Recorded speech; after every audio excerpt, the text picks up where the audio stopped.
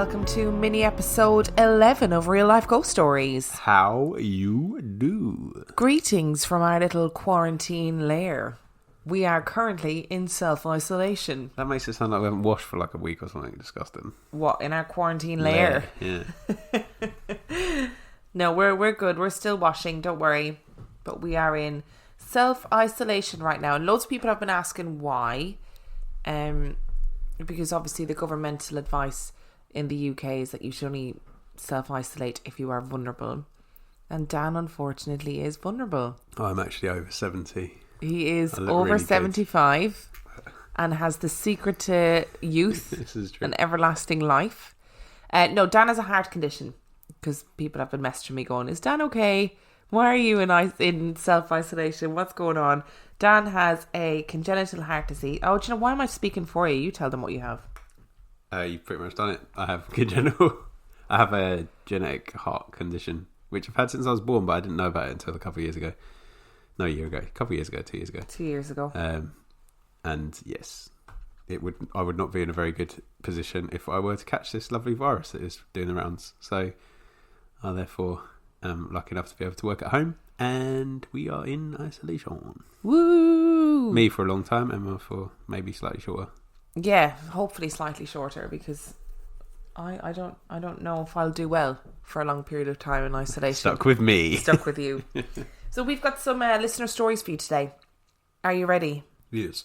Do you know what? I haven't said no for ages. I feel like I'm doing a disservice to You're people. letting people down. People are going to stop listening. I'm sorry, everybody. Story number 1 comes from Pam. Thanks, Pam.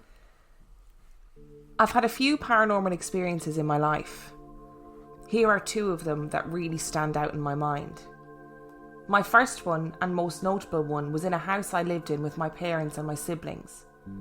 I remember my little sister Katie had what we thought was an imaginary friend, and she would be talking to someone that wasn't there, and when you asked her who she was talking to, she would say, "It's my friend, Charlie."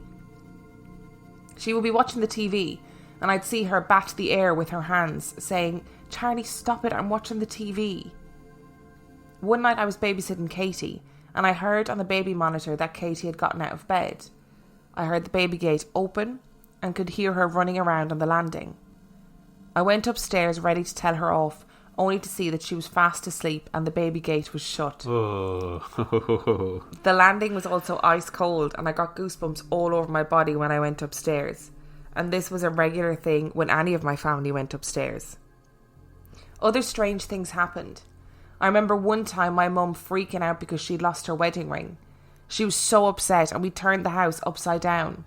She was convinced it had been stolen and wouldn't let us have any friends around anymore. A couple of months later, it just appeared on the mantelpiece, as if it had been there all along. Things like this happened all the time. One time I even overheard Katie say, "Charlie, it's not funny anymore, give my mummy her ring back." My dad was the biggest skeptic, but this all changed one evening. He was on the landing where our computer was, and he said he went cold all over, and out of the corner of his eye, he thought Katie was stood next to him. He started to talk to her, and when he didn't get a response, he turned his head, and he saw a little girl that wasn't Katie. No. And she disappeared really quickly. We asked Katie to describe her friend Charlie, as she was always insistent that Charlie was a girl, despite the name, and she described exactly what my dad saw. At this point, we were convinced that Charlie was a child spirit that for some reason had latched onto my little sister. We just accepted it. And whenever I got the goosebumps on the landing, I would say, "Not now, Charlie," and it would subside. I moved out, and my parents told me the older Katie got, the less strange things happened in the house. My little sister is now 15. She doesn't remember any of this, and only knows what we have told her. Another strange thing that happened to me was a few years ago. My husband's mum had just passed away, and we were in bed, and he got a call from work to say that the shop alarm was going off and he had to go in and sort it. I never fully sleep when he isn't in the house, so I was laid in bed just drifting in and out of sleep, and I heard someone coming up the stairs. I then felt someone in the room with me, that feeling you get when someone's watching you. I turned around to speak with him, and I saw a bright figure. It was wearing a gown and looked like a woman. Before I could process this, she disappeared. I told my husband when he got home, and we are both convinced it was his mum. It was like she realised he wasn't there and disappeared. Story number 1. Second one is sad. Second part of it is sad. Yeah, but I like that she's come back to I visit like that him. she's come back, but she came back and he wasn't there. Yeah, but, you know, she can come back again. That's true. Not so keen on Charlie, no? No, definitely not keen on Charlie. Charlie is not. No. It's a ghost child. It's a child. It's a ghost. It's not a good combination. I am more and more convinced the more we hear these stories from listeners that children that have imaginary friends are actually seeing ghosts. Yeah, you wonder, don't you? Every time. Now, I'm convinced by it. We've had so many stories where that's been the case. I really liked the bit with, not liked because I didn't like it, but the bit with the wedding ring. A couple of years ago, it's not actually that long ago, when I was still living in Ireland. So we have this thing in Ireland where you like pray to St. Anthony. So if you're an Irish listener, you'll know what I'm talking about. If you lose anything, an Irish mammy will always be like, say a prayer to St. Anthony and you'll find it. So St. Anthony in Catholicism is like the patron saint of lost things. So you say a prayer to St. Anthony and then, you know, you find it. So that was like that's such an Irish thing. And I lost a piece of jewellery. I think it was a chain that somebody had given me, or maybe a ring. And I hadn't seen it for months. And I was like, I wonder where that fucking chain is. And I was looking all over for it and I couldn't find it anywhere. My mum was obviously like, say a prayer to St. Anthony. And I did. Standard, because you do what your mum tells you. And I went into my bedroom and it was on my pillow. I wonder... How weird is that? If this is Irish mammies reinforcing Catholicism by stealing your stuff, then saying pray to St. Anthony and then putting it there again. It's like Santa. Yeah. So I just... But I said to my mum, I was like, did you put that ring... Did you find... No, because she asked me afterwards, did I find it? But she definitely didn't put it there. That was the thing. That was my takeaway from it. So you think? So I think. Because if I had done that and you'd asked me whether I'd put it, whether I'd seen it, unless I'd come to you and say, "Oh, have you found that yet?" Unless it was well, if you made that face, I'd know you would put it there. Nobody saw that face, and nobody knows what you're talking about. Unless the whole lost things suddenly turning up in random places is actually just an Irish mammy conspiracy. Yeah, that's what I'm saying. And we've uncovered it right now. That is what I'm saying to you. That is what I'm saying to you. Are you ready for another story? I just want to say that it could have also been ghost children. Could have also been ghost children. That put my jewellery back. Yep. Oh, gross. You never know. Well, I'd rather not. I just liked how the kid's relationship with Charlie was quite natural. Seems like quite sibling-y relationship. Yeah, and she didn't really... Charlie doesn't seem to be causing any mischief. She's just a bit creepy. All little ghost people are creepy. All right. Do you mean children ghosts? I mean all ghosts. Okay. We're inclusive in this podcast. All ghosts are creepy. And the second story is from Brighton. Oh, thanks, Brighton. So my grandfather has 5 children. 2 sons, one being my father, and 3 daughters. My grandparents still live in our native village, while my father and his siblings moved to a city in their 20s. Every vacation we get, we try to go visit them as much as possible. But during a single vacation, out of the 5 of our families, only 1 or 2 would visit, at the most 3. But once it happened that all 5 of us decided to visit them together. We have a 2-story bungalow where my grandparents currently live, but we also own a house right behind it, which has been abandoned for quite a while now.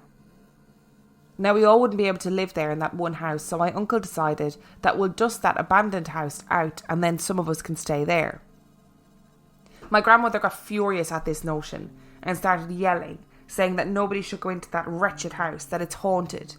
But my uncle ignored her and decided that all the men would live in the haunted house. The first night, I slept with my father and uncle in the 2nd story of the abandoned house, which is 3-storied.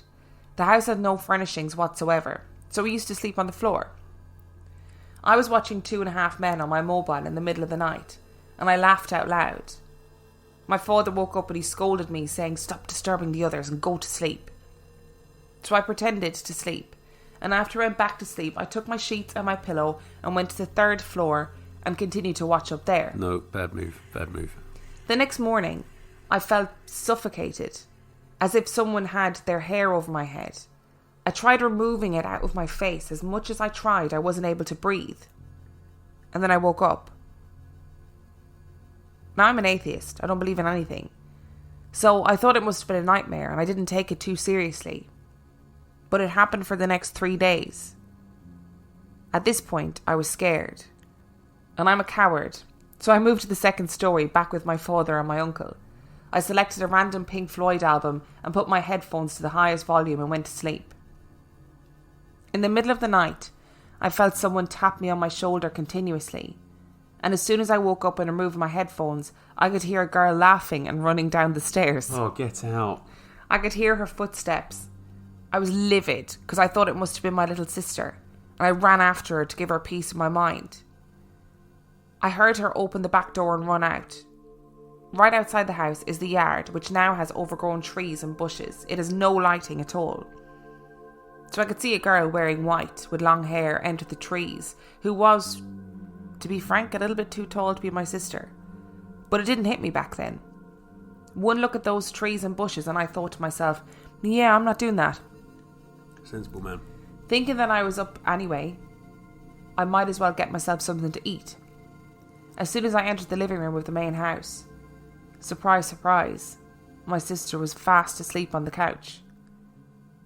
First the hair incident and now this, I was freaked out. So I found a corner in the main house, curled up and slept there. I didn't even go back for my sheets and pillows. From that day till the day of our departure, I never went to that house during the night. So on our last day there, everyone was busy packing, and me being a lazy ass, I didn't. We had our train at 5 a.m, so everyone was up by 2. My mother told me to pack my bag, which, unfortunately, was in the abandoned house. So I went there, found my bag, checked if everything was there, picked it up and turned. And there it was, standing beside the door. White dress and long, thick hair. Again, emphasis on me being a coward. Didn't give her a second look. Threw my bag, closed my eyes and ran all the way back to the main house. Found the same corner and sat there. I told my mother that my bag had been packed and it's at the other house. And I didn't tell anyone else about what happened. Nope. No. Your move was separating from the pack. That was your wrong move. If you just stayed on the second floor, you would have been okay. Yeah, but he did go onto the second floor and she's still... Yeah, because he'd already woken her up. Oh, I see. He just stayed on the second floor to begin with. See. Dan logic. It would have been all right. Yeah, gotcha. No, perfectly ordinary logic, I think you'll find. Stunning logic. Brilliant. And then it followed and it attached itself to it. I think she probably just fancied him. But it's just a bit creepy. Sounds a little bit flirty and playful. Yeah, it did. Obviously not helpful if you're the undead. Do you know what I mean? Yeah. I don't know how we feel about like relationships between ghosts and non-ghosts. It reminds me of that Wrigley's Extra advert. Oh, yeah, the one where she's like, yeah, but I'm pretty hot. And then they make out and the zombie's arm falls off. Yeah. Yeah, that's really creepy. I mean, he sounds like a sensible lad. Yes, he sounds like... I mean, I'm follow the ghost or the woman or the little girl into the woods. Very sensible. And also a big fan of getting a snack in the middle of the night. Yeah. Love that. Just launches his bag and runs out when he sees her. Sounds good. Sounds like a very you energy. I also feel like if a ghost is trying to hook up with you, playing hard to get is probably a good move. Yeah, definitely. Yep. In general, playing hard to get, good move. Yep. So... he sounds like a pretty clever lad. But it's still freaky. I just don't like the idea of waking up with the hair in your mouth. That's enough to make you feel like you can't breathe properly. That's quite a lot of hair. It's not very like grudgy. One bim hair in your mouth, Makes me think of The Grudge, and I don't like it. I've got one more story. Okay. But this story comes with a trigger warning. Because it doesn't discuss it in detail, and it is a very well-written story, but it mentions childhood sexual abuse. And the person who wrote this story and wanted to remain anonymous for obvious reasons, and wanted me to caveat the story with this is a story about abuse, and I want you to make sure your listeners are aware. So, if that is something that you can't handle, I know that everybody's feeling particularly sensitive at the moment because of being on lockdown and all that stuff, then just skip on to the end.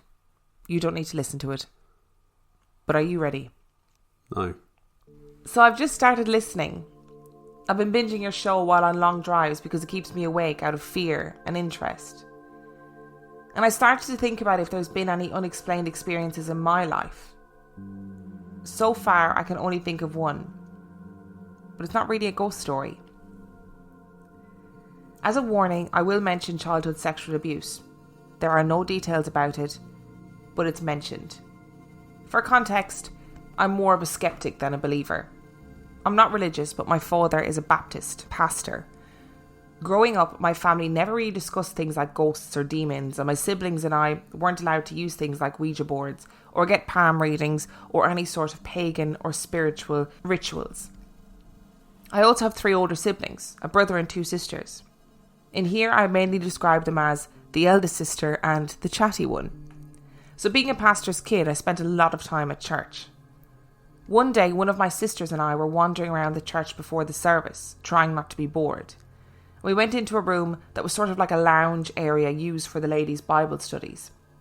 I was probably about 7, and she was around 9. It was on the floor below the sanctuary, and there was one door connecting to a lobby, and one connecting to the kitchen, and one connecting to a single bathroom stall. So we go into this room, and the door to the bathroom is open. I have to go, so I head over and see a large rat in the corner of the bathroom.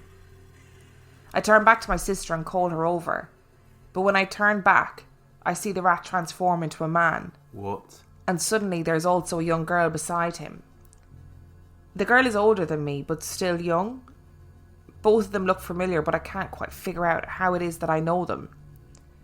So I'm shocked and confused, and I look over at my sister, who is also startled. The man asks, "What's wrong?"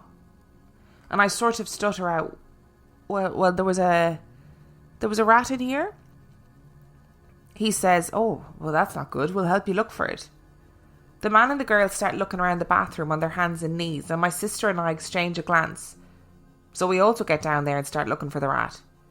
We look for a bit, and then the girl says, "Oh, it must have ran into there," and points to a small hole in the wall, in between the sink and the wall across from the bathroom door. I look at it and start to say, "Oh, okay." But when I look back at them, they're gone. My sister and I ran out of there, and from that day on, I was terrified of that bathroom. I refused to go in there and even avoided going to the adjacent room. Now you're probably thinking that story is totally crazy and bullshit. But I'm not done. While it was a crazy thing to happen, in my mind it was so incredibly real that I just accepted it without question. I was scared, and I never discussed it with my sister or anyone else. Until one day when my siblings and I were chatting, and we brought up how some parts of the church were so creepy, and I casually brought up that time with the rat in the bathroom to the above-mentioned sister. She had no idea what I was talking about. I was probably 20 or so at the time, and that was when I realised that what happened was a dream. It had stuck with me for like 13 years as the gospel truth, and it only then hit me that it was ridiculous and it just couldn't have been real. Thinking back on it, I had no memory of what I did before or after the incident, and more damning was the fact that my extremely chatty sister had been silent the whole time. So after that interaction, of course, my siblings demanded to hear the full story, which I told them. After I told my tale, there was a sombre feeling in the room, as we all came to a realisation.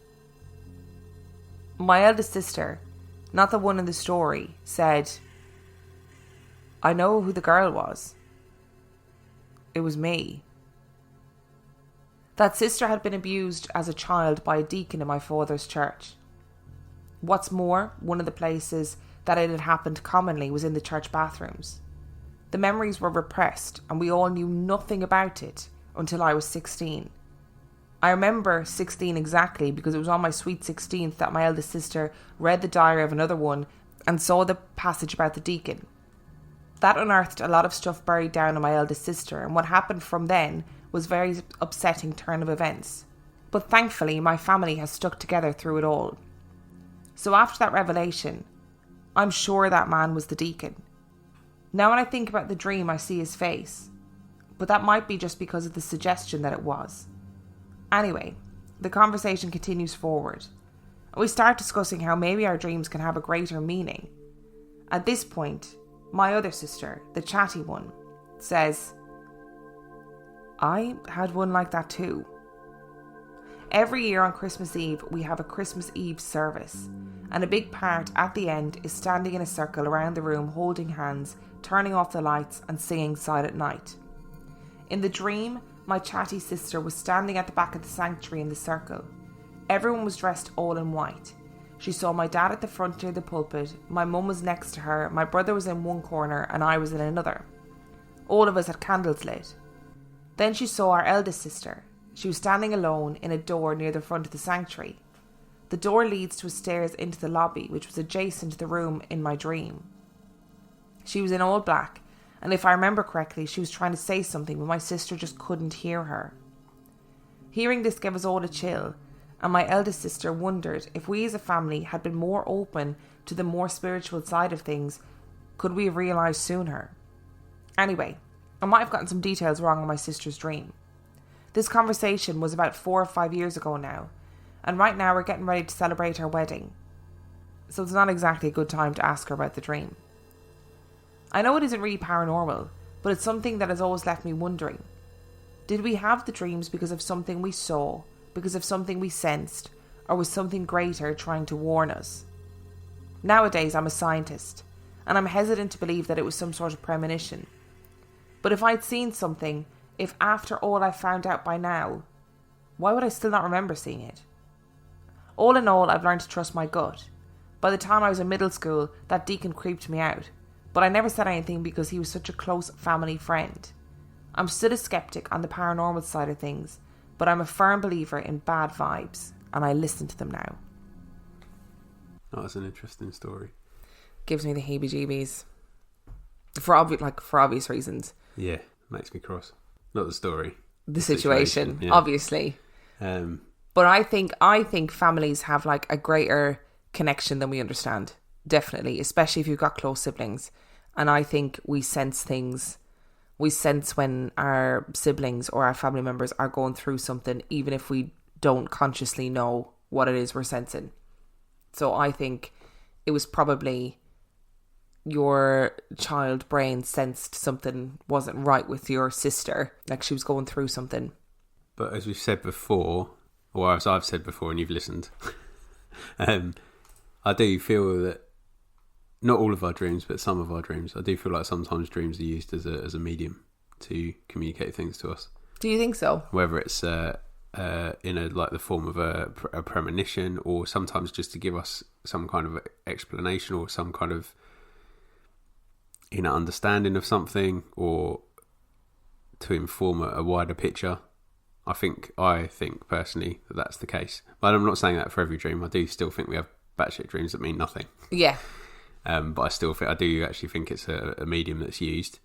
And I guess if you're being brought up in a spiritual religious background, then there's some context for that in the Bible as well, isn't there? About God communicates through dreams in those things. But is there? Yeah. Like Joseph's big power is dream interpretation. That's what saves him from being killed. The Technicolor Dreamcoat. Oh, guy. I close my eyes. That one. Drew back the curtains. Yeah, that guy. But that's what stopped him from being killed. And there's other people as well. And so that's sort of in scripture. And if it's in the Bible, I'd imagine it's probably in other religious texts as well, because we know that there's a lot of overlap, isn't there? That crossover, sort of yeah. First people, early religions and stuff like that. So it's interesting. It's very interesting. And a sort of positive ending as well, which is good. Yeah, it is a positive ending. And I'm sorry that your family went through that. Some people are just awful. Awful people. If you enjoyed this week's episode, I feel like you should have another line after that story. Yeah, I really do. I just said that and went, If you want to hear more from us, is that better? Yeah. If you want to hear more from us, you can find us over on Instagram. We are on Instagram at Real Life Ghost Stories. Dan is on Instagram at 15p Movie Club. We are on Twitter At Real Ghost Pod. We are on Facebook, Real Life Ghost Stories Podcast. Give us a little like. We have a supergroup or LGS supergroup, and the password is Emma and Dan and Tiny Beam, if you want to put that in. You can send us your stories to reallifeghoststoriespodcast@gmail.com. You can also donate money to our Patreon, which is patreon.com/Real Life Ghost Stories. The link is in the description of this episode. In the description. I can never say that in my accent. The link is in the description of this episode. For $5 a month, you get an extra spooky episode a week. And for $2 a month, you get access to the complete back catalogue of 50p Movie Club, which is a podcast where me and Dave Keane discuss 50p pieces and their importance in history. Also, in light of current world events, which is... There's no pressure to sign up to anything. Please don't, At all. And also, I get that a lot of our Patreon subscribers are like artists, fellow podcasters. Please feel free to delete your Patreon pledge if your freelance work or whatever it is that you do for a living is looking... Or equally if you just don't want it anymore. Well, that too. There's no pressure to that keep too, paying. but I know there have been people messaging who have been like, I'm really sorry, but I'm going to keep trying to donate to your Patreon, but don't even worry about it. Don't. Like, really, it's fine, it's cool. like, we know stuff goes on. We yes. know, particularly in this time that we're in, money needs to go elsewhere. We are just happy that you're listening to the freebies. So exactly. if you can keep doing that, that would be wonderful. And if and this is such an uncertain time for all of those artists and freelancers and lots of different people who are like waiters, waitresses, bar people, whoever it is. A really like a free thing that you can do to support people is just like follow them on social media, engage with their posts. It might be that they are making money from advertising or making money from sponsorships or ads on Instagram or whatever it is. If your friend has some sort of creative medium, the way to support them is just to share them on social media, because it might be that extra listen gets them a bit of extra money, whatever it is. So there are free and easy ways to support people. And if your local bar, restaurant or cafe comes up with some new scheme for takeaway deliveries and you can afford them, please do it, because it will keep them ticking over. And I'm just thinking about the unicorns delivering pints of real ale. That is just amazing. The Unicorn Inn is one of our local pubs. Local, shout out local. to Lorenzo, what a babe. He is starting like a pub dinners delivery service. It comes with delivered real ale. I'm so excited. Pints you don't understand. Like, I'm not a massive drinker, but the advice that we've had from the government is that I am going to have to self-isolate for 12 weeks minimum at this stage. Which means no social interactions, which means there's definitely no chance of going out to the pub, which means the garden is probably the furthest I'm going to get. So the thought of being able to get takeaway beer from a tap is amazing. So thanks, Laurie. And on that note, we shall see you next week. Bye.